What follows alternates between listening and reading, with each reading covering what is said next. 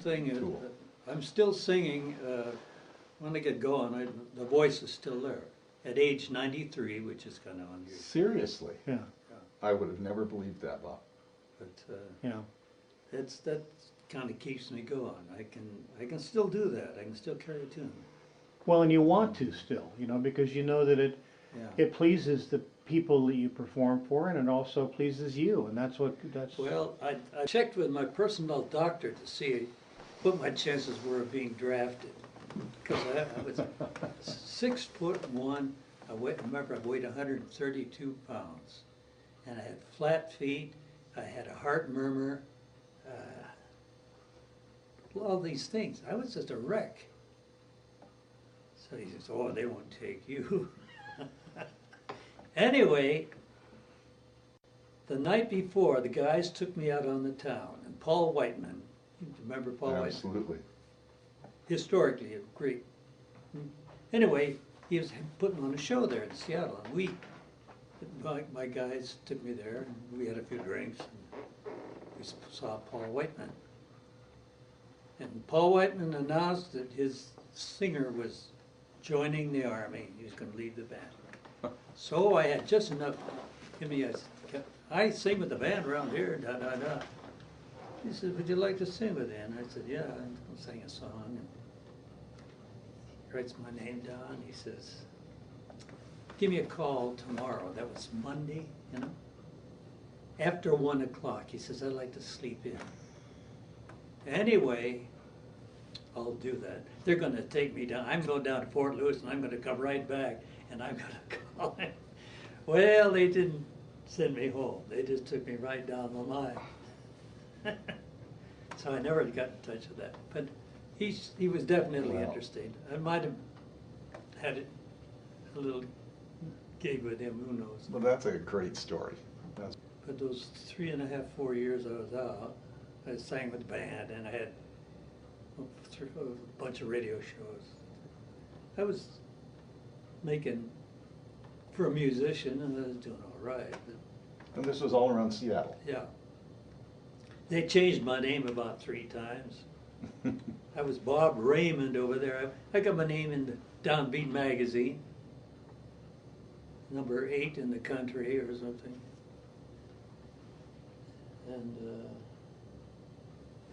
then I had a chance to go with Ted Weems. Ted Weems, Another one great name. nice guy. And I wish I had a chance. I wish I had taken that chance. But anyway, I got drafted. I got recalled right after that anyway. So it's kind of the way it went, you know.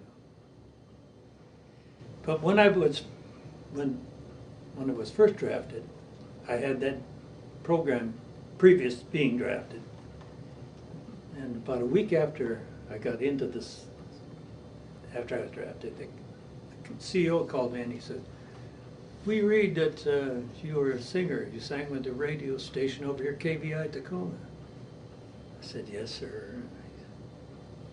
"How would you like to keep that time?" I sang that thing all the way up to Pearl Harbor. I had 3 nights a week. Nobody else was getting any passes but me. So you were going down and working while you were in the Army. Yeah, I was at night when all the rest of the guys were out slogging around in the mud. I was I didn't ask for it, you know.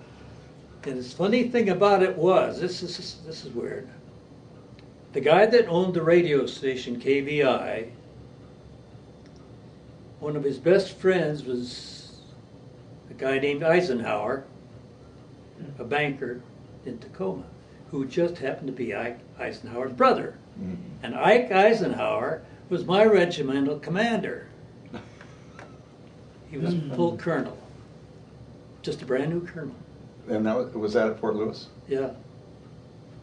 Anyway, they put out a call for people interested in pilot training, the waiver on the college requirements, all that. I thought, oh God, a chance to get away from a day's drill.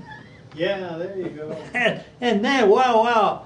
So we got into GI truck and we went down, we took the written exam, and I passed a pretty good score. And, well, next 2 weeks later, I was to take physical. Oh, I knew I wouldn't pass that, but I'll be damned, I passed that too.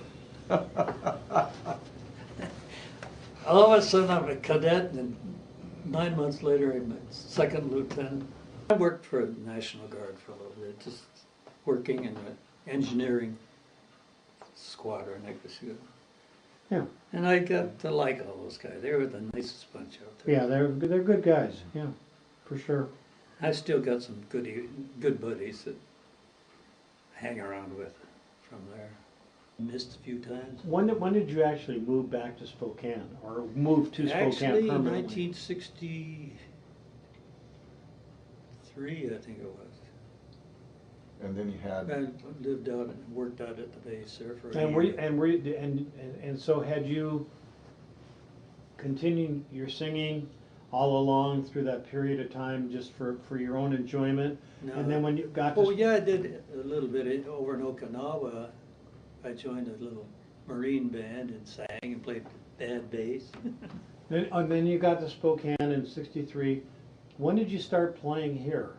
I mean, that year or a year later? Who did you hook up with in Spokane? About 1966, I think. Same year I moved here. and who was it you played with at that point? A little bit with Arnie Carruthers, John Rowe, Oh yeah, sure, tenor sax player. just jobbed here and there, not much. I remember you used to come in all the time when I was playing with Arnie. Sometimes at the library, Hobart's. Sometimes up at the Spokane house, you'd come up and sing a tune. Yeah. Did you work with anybody on a consistent basis, or was it just sitting in?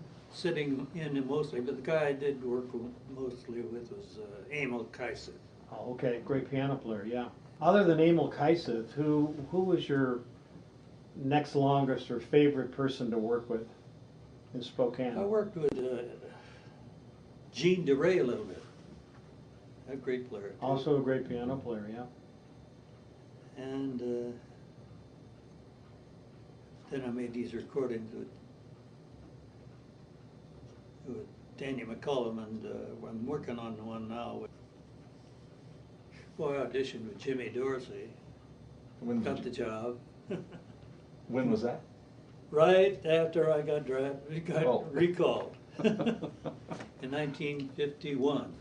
Well, you know, you've had a brush with many big names over the years, and Okay, in Okinawa, I was at an officers' club one night, and I would sing with the band over there sometimes.